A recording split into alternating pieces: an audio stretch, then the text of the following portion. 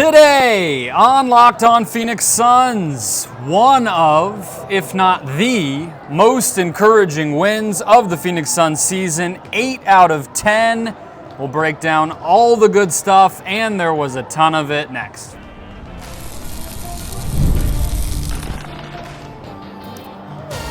You are Locked On Suns, your daily Phoenix Suns podcast, part of the Locked On Podcast Network, your team every day. Welcome back into Locked On Phoenix Suns. I'm Brendon, Kleen, a staff writer at Awful Announcing and a credentialed Suns media member. Thank you for making Locked On Suns your first listen late on a Monday into Tuesday morning. Don't forget Locked On Suns free and available on all platforms, including YouTube. So click that follow or subscribe button. Do what thousands of other Suns fans have already done. Become an everydayer and get locked on to the Phoenix Suns right here each and every day. Today's episode brought to you by FanDuel. Super Bowl 59 is here, and there's no better way to make every play more exciting than with FanDuel Sportsbook. New customers can bet $5, and if you win, you'll score $200 in bonus bets to have some fun on Super Bowl Sunday. Download the app or head to FanDuel.com to get started. More from them later on in the show, but joining me, as always, from right here in a very loud Footprint Center, hype after a Suns win, my fellow credentialed media member. How are we feeling, Ben Garcia? It is so loud to the point where I feel like we have to scream at each other to be able to actually have a sense. My throat's already raspy from this. It was, I was telling you that after the game, you'll go to the pressers, I'll film a quick post-game thing, post on social, edit it. And I told you, I was like, it was so loud trying to do a post-game thing. And I have a mic right on my face, and you were like, oh, it's hype after a win. And I was like, oh my goodness. When was the last time I was here at a home game that they won where I was having to go down there and do it? Because I don't come to every home game, especially the ones on the weekends. We weren't here on Saturday, 2-week road trip before that. So it has been a while, but a lot to be happy. How loud it was. A lot to be happy and a lot to be loud about. We'll get to all of it. Let's start with our moments of the game as we always do. What did you have, Ben? Yeah, I think this is something you and I kind of talked about pre-show. The Suns, it turned into a point in the third quarter where it was like, seriously, what are they doing at halftime? Are they just hanging out? I mean, are they not game planning at all? But they came out. At one point, the Clippers actually took the lead. I believe that was 68-67 at that point. Suns squandered a halftime lead that was 60-47. But I think what turned that game around is a three-point shot at the 2:42 mark from Grayson Allen. I'm sorry, the 3:02 mark from Grayson Allen. That put the Suns up 76-70. That also brought James Harden down the court. He was flustered. Offensive foul. Suns get the ball back. The Suns at that point never lost the lead. I thought they weathered the storm and overcame some, as my voice cracks there, third quarter demons. Not all of them. Having to yell. We already warned the people. Our voices, you never know what's going to happen. It was some third quarter demons exercise. Yeah. And it was, my take would have been after the game if they lost, like, man, this is why they need Jimmy Butler. This is why, I mean, to a much lesser extent, they need Zach LaVine. Because they need someone to inject some sort of willpower to win these games and not roll over, and way more so Jimmy Butler than Zach LaVine. But they exercised those demons. They won a game, and they played decently in the third quarter and not atrociously. So that's where I thought the game really flipped. What about you? Well, I mean, I think we should hang there for a second because three-point shooting was really this whole game, right? And my moment will actually be a three as well, but I'll get there in a second. I mean, 22. We'll talk about it probably more as we hit on kind of the magic number and break down the box score and everything as we wrap up the show at the closeout later. But 22 of 47, and Grayson, Tyus, Book, Royce, and KD all hit multiple and took at least 7 apiece. Like, this is, Mike Budenholzer is like file save as on so many of these clips tonight. And I think it's rare that it's rare that any team can like take over, or that a three is like the biggest shot of the game. But if you're hot, you'll take them. Mm-hmm. Yeah, I think what I would say to that is, tonight against a really good defense, if the Suns shoot the ball from three-point land as efficiently and as well as they did tonight, they are a clear-cut championship contender. The problem is this is one of 3 nights that they've done that consistently, where it looked like they had a game plan, where the ball moved well. So that's the issue. It's just consistency, and we have to see it for an extended period of time. Yeah, my moment of the game was midway through the fourth quarter. The Suns did have a 10-point lead, but if your moment was where they kind of took it, mine was where I think the game kind of ended. And I guess the Clippers did make that last push at the very end. I never really felt like the game was in jeopardy, although it's easy to say that in hindsight. But this moment was the outlet pass kind of going up the court for the Clippers. Book gets the creates the jump ball, gets his hands on it, wins the jump ball. He misses a 3 once they get possession back, but Plumlee gets the offensive rebound, kicks it back to Book, and you can see Book and KD in that moment, and this is why I, in particular, wanted to drill down on it, is the two of them continuing to just sort of, I want to say communicate, but frankly it seems like it's mental. They're just feeling it in terms of the balance late in these games, and you could kind of see KD, I think he actually pointed in this moment, telling Book, like, just get the screen and go. There's only 11 seconds because of the offensive rebound. And Book basically took 2 dribbles, but in his head, he was like, no, Kevin hasn't taken enough shots, and it had been a while. And despite KD wanting Book to drive to the basket and whatever, catches the ball as he does, doesn't even need a second's notice or his feet to even be set, rose up from the left wing, his signature spot, and made it a 13-point lead, which, again, yes, the Clippers made that one last push, but 13-point lead with 5 minutes to go, that was really what it took to win. Yeah, and the best part about that jump ball, or at least that instance, was I thought he was going to have to go up against Ty Lue, who was all the way up into the middle of the circle, which still kind of surprised he didn't get teed up for that. But I mean, a delay of game barely even is anything in the it's NBA. Nothing. It is at nothing. Least give him that. It is nothing. The delay of game is but you're right. They didn't even warn him. They just were like, hey man, go back to. I was advocating in the back row. Well, hey, just Budenholzer and Ty Lue. Let's just see how it goes. Put them in the middle. Ty Lue would win it. Ty Lue would. I don't know, man. Ty Lue, I heard them talking outside in the tunnel. He was talking about the belly Ty Lue has gained since becoming the coach, and he was asking Coach Bud, how do I do what you did? And I think Bud whispered Ozempic, but yeah, maybe. Yeah, potentially. But I mean, kind of getting back on track, I think what you're seeing with the Kevin Durant and Devin Booker, and tonight was some of the proof to actually believe in that maybe those two, or not even those two, but the Suns are turning a corner of Booker hasn't played like himself up until 10 games ago. And the Suns hadn't really played any tough opponents outside of that Cleveland Cavaliers game in a little bit of time. So this was the first time where you kind of saw them get on that same page against a team that defensively is pretty good. And if they can continue with that, man, sky's the limit. The issue is we just have to see it for a longer period of time. But at least tonight you can actually think like, hey, did they potentially turn a corner? We haven't been able to even ask that question in a month and a half. Yeah. It doesn't mean they have. I don't even believe it. But at least you can ask it and not sound crazy.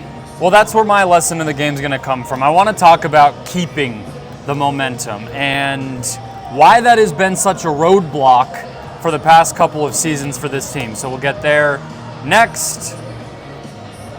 First, today's show is brought to you by the FanDuel Sportsbook. Super Bowl 59 is here. 1 game, 2 teams, and endless possibilities. And there's no better way to make every play more exciting than with the FanDuel Sportsbook. Whether it's predicting the first touchdown, calling the MVP, or even betting on the coin toss, FanDuel makes it easy to get in on the action.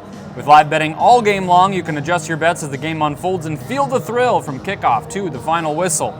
The live betting feature lets you stay involved no matter what happens on the field, and the app is super easy to navigate. So with that in mind, let's check out what we really are looking for here, which is the easy win to get those bonus bets that you can score. Kent State hosting Bowling Green in men's college hoops, minus 950 on Tuesday night. That's a great place to go. Or Akron at Northern Illinois, minus 2,000. Then have some fun. Maybe a Saquon Barkley anytime touchdown. I mean, come on, that's easy money. Maybe you go over total points, because I think the last time these two teams faced off in the Super Bowl, it went to 73. I would imagine that's going to hit the over if it gets anywhere near that again this time. So download the app or head to FanDuel.com to get started. Bet just $5, and if you win, you'll score $200 in bonus bets, all at FanDuel.com. Bet with FanDuel, official partner of Super Bowl 59. Alrighty, Ben, let's keep it rolling here. A reminder to sign up for the Locked On Suns Daily newsletter at LockedOnDaily.com. Free content in your inbox every day. Stay up to date with the Suns, with the podcast, with the NBA, even some fantasy advice in there. Again, it's free and it supports us big time. I'm going to go ahead with my lesson from this one, which I think is a great jumping off point from what you just said, which is... I hope you don't take mine.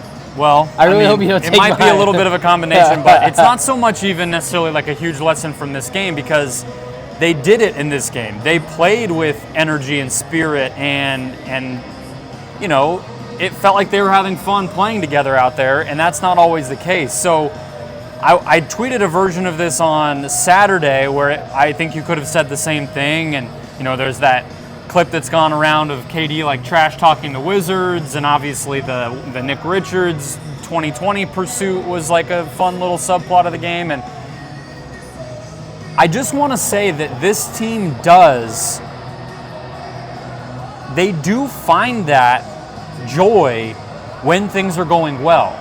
Like, right? Like, it's not, did I take it? Is that where you were No. Okay. It's close. I mean, I get what you're saying, but yeah. Because it's like, I think, like, we can get so down on the bad moments where we're all just, like, tired of even watching them but, like, there's teams that never get out of that, right? So it's like this weird thing where for 2 seasons, the bad has been really bad, but the good has also stayed pretty good, and we've been able to see games like this within all of that. So it's not so much like a lesson like here's exactly why or here's anything, but it's like just to point out that if you would asked us a month ago if a game like this, forget the win, how it happened was even possible, I probably would have been like, no, this team's done for. And yet here they are doing this. So clearly there's something that is still there that they can build on, and I just think we got to see that happen. And when it does get ugly again, be able to flip that switch faster the next time. The Suns are a bit of front runners, and that has a negative connotation to it, but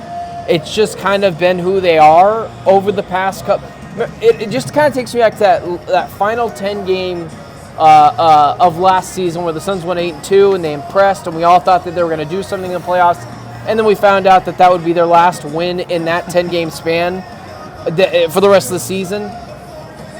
They're really good at when things are going well, and the problem with that is you have issues like in the third quarter when a team punches them in the mouth. I don't really have any issue with the idea of, you know, they're really good when things are going well. They're hitting buckets. They like each other. The problem is, and I'm going to kind of contradict what my potential lesson in the game, I'll call it, is I just don't think they have that guy on a consistent basis to bring them back down to reality when things aren't going well. So as much as I agree with the front running thing, which is kind of similar to that 2021 Suns team where when they were hitting buckets, things are just rolling really well. I know that can only go so far, because in the playoffs and high leverage situations, and I'm not saying that you are just riding on the fact that they're really good when they're ahead or they get a lead, it's the reality of I worry about what they're going to do when they get punched in the mouth, because tonight they were punched in the mouth, but they did answer the bell. Yeah, it doesn't have an easy answer. And what's funny that I was trying to kind of like form an argument in my head as I was listening to you there of what does it tell us that it hasn't been so predictable this year in terms of when it is ugly, like the formula of it, whereas last year you could set a clock to they're going to collapse in the fourth quarter. Either they're going to go into the fourth quarter with a little bit of lead and lose it, or if they're down, they're not coming back, and it doesn't really matter. Like you mentioned the third quarter, we've talked about that over the past month or so, but like the beginning of the season, that was actually a strong suit. We were coming on these shows after games and being like, wow, they're somebody's lighting a fire in the locker room at halftime, and this has been really, really awesome. And yet, there was even games where it's been, right from the jump, the first quarter is ugly, or it's been less predictable. So I don't know if that's better or worse, but I guess maybe there's a little bit to be said that, like, there's more hope. Maybe you could just convince yourself that it has been a bad stretch, whereas I think last year, because it was so predictable, you just kind of watched it and you were like, this is hopeless. They've played the same game 60 times. Why would I did convince myself it would be different in the playoffs, because like all of us, I drank the Kool-Aid, but like we shouldn't have. We should have been able to be like, oh yeah, well, just because it's the playoffs and they match up well against Minnesota. But this year, maybe you could say it's a little different than that. Well, it's funny because we have so many issues with that team last year, and I mean, they did win 49 games. It wasn't like they were as abysmal as this team has been at points. My lesson of the game, and I would call it a potential lesson because of some of the news that's come out about Bradley Beal and, you know, potential trade speculation with Jimmy Butler or lack thereof of Zach LaVine. I think what was pretty clear tonight is maybe the Suns don't need to trade for a star. Maybe like last year, which last year ended horribly, but maybe like last year, after months of playing together, they start to get their feet under them at least a little bit. And I think there's an argument to be made that this Suns team might just be better off trading potentially, I don't know, 2 first-round picks and Yusuf Nurkic to get a player back, like to get something that actually will help you. Maybe it's a wing. I just don't know if right now the Suns are on a little bit of a run over the past couple of games. Yeah, 8 out of the last 10. 8 out of the last 10. How would it make me feel if they got Jimmy Butler right now? And I'm like, well, it felt like they were just getting their footing. And now I got to go through another new team that I think they're going to play all well when they're together, but I don't know that. Whereas I think tweaking, potentially, you know, I'm still, if it happened today, I wouldn't necessarily be against it. But the argument to that is, what if they went and got, I don't know, a Derrick Jones Jr., like just another big wing? Now, obviously, that's not possible, but someone of that essence that can help this team. And I think maybe as well, that is something that is a good argument to be made after watching tonight and going 8 out of 10. Yeah, I think it's a valid argument. It's the same argument we were talking about with getting Beal in the first place, right? Where it's like, do you want to go all in on this, or could you maybe get something where the sum is greater, you know, the sum of the parts is greater than just the one guy? And I think that is kind of always the thing. A lot of other NBA teams are going that route. Maybe there's something to be said for trying it, but I also look at, you know, now that a Dorian Finney-Smith is gone and some of those options aren't perfect, it's like, well, even though I understand the opportunity cost is different, that is what Jimmy Butler is. He's a big wing. So we're not talking about going and trading, you know, like LaVine, I'm a no. Yeah, absolutely. I know. I'm just saying because that name's out there. I just want that out there too. No. Yeah. But like, or whatever, you could run me through other names. Like even honestly, to just throw another name out there that I don't even think is gettable either, but that I know Suns fans like, Cam Johnson. Yeah. That doesn't change much for me with this team. I don't think he really provides a new dimension. Jimmy Butler does, and so that's always been part of it to me, is that he also happens to fit the positional thing that the Suns need most. So, but yeah, I think a game like this absolutely kind of blows open that question in a new way, especially, again, as we keep harping on game by game through this 10-game stretch where they've played better. Book and KD continue to play off of each other and both be at an elite level for going on weeks now. And if you're getting that version of those two guys, I do think it's fair to sit there and ask, like, do you need an elite player as your third best guy, or could it be spread around a little bit It's more? Just every game, regardless what it is, you know, try to find, and you do too, just a different angle, even if I believe it or if I don't. And that was the first thing that popped in my head.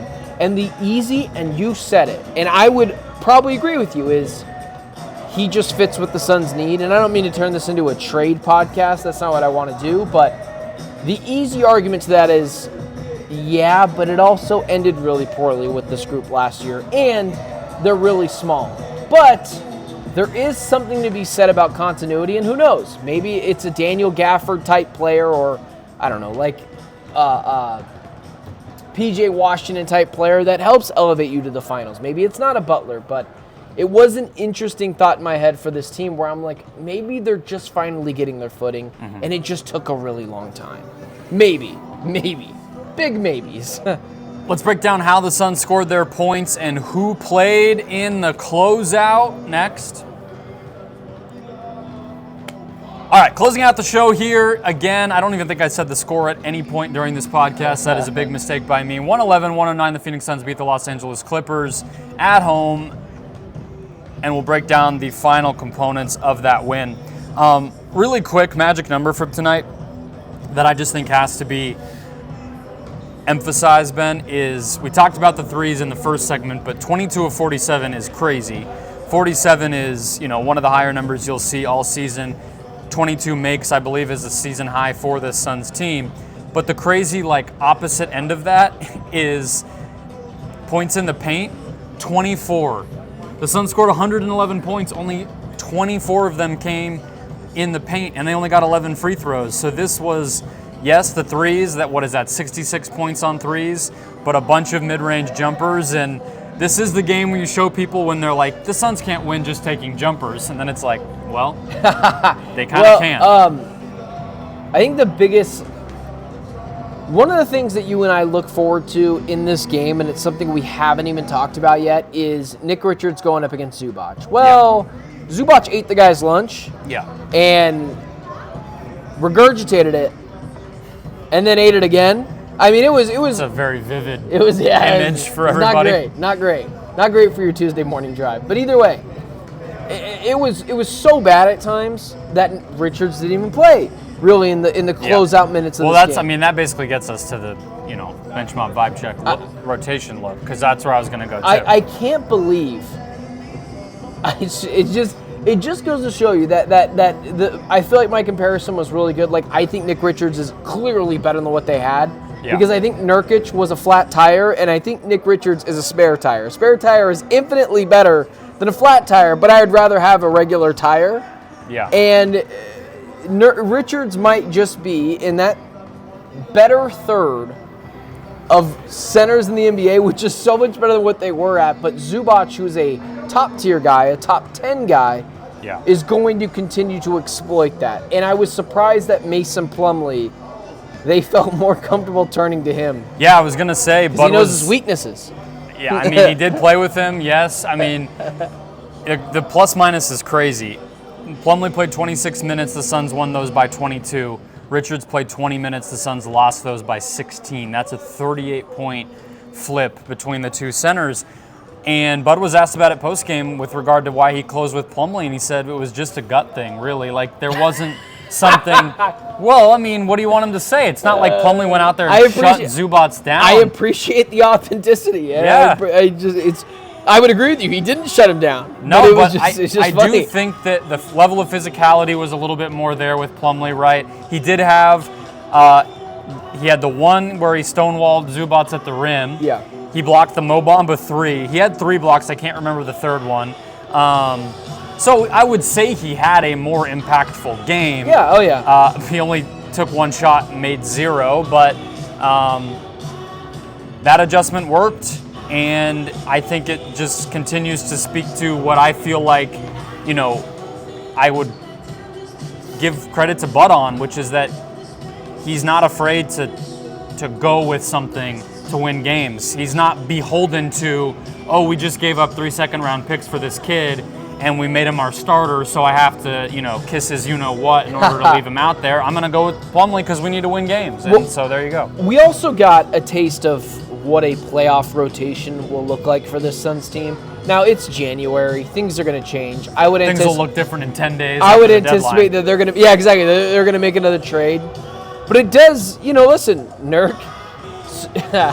Oh, we got to talk about this. At one point, there was a kid on the court that won a prize, and he got a signed Jusuf Nurkic autograph picture. And I was like, oh, man, read the room. I know. Which was hilarious. They had a pile of those in the office that they got to get through. That's exactly what someone else said next to me. That poor kid, they were like, congratulations, you won a Jusuf Nurkic signed If photo. I were him, I would go onto the court post-game and try to get Nick Richards to sign over it, you know. Even though it's a picture of Nurk, I'll just take the Richards signature on top of that. Anyways, Bol obviously didn't play. Oso Ighodaro, those type of guys.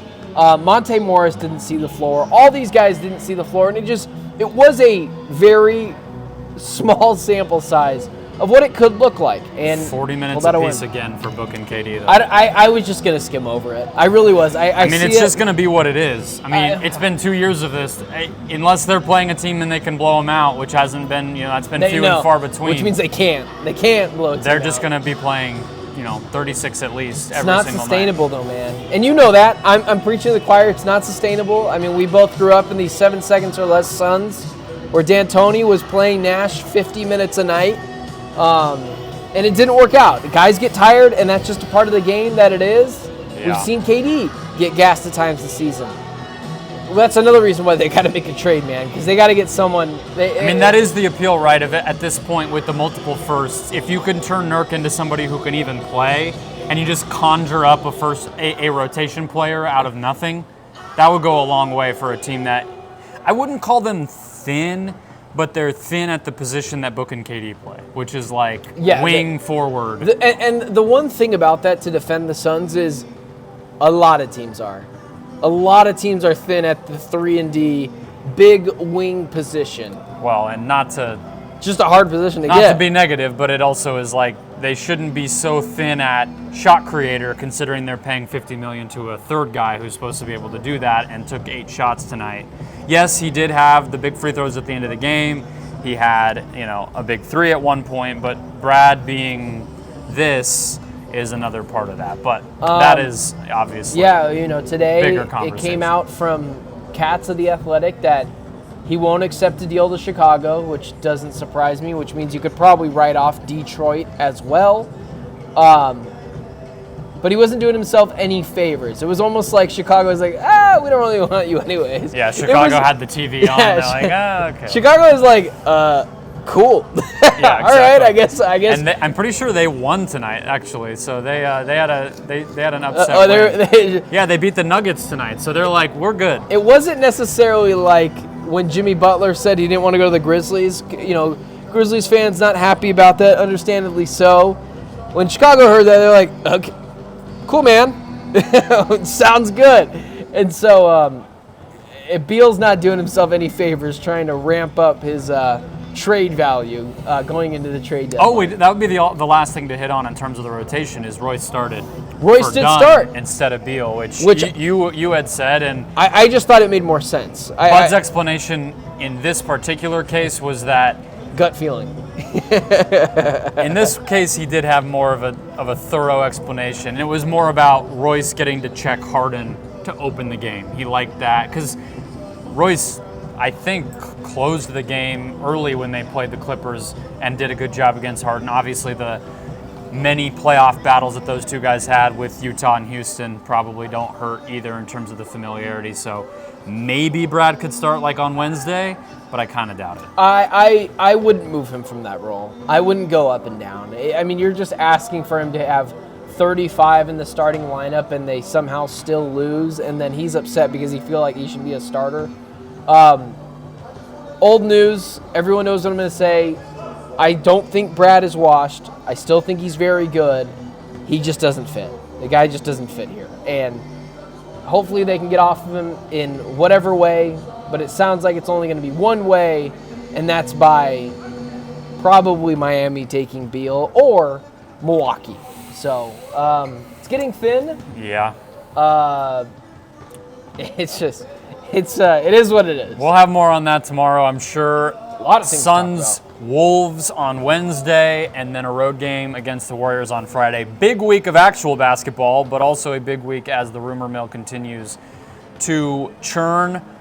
Keep it right here. Hit follow, subscribe if you haven't already. Become an everydayer. Enjoy the Tuesday, and we'll catch you next time.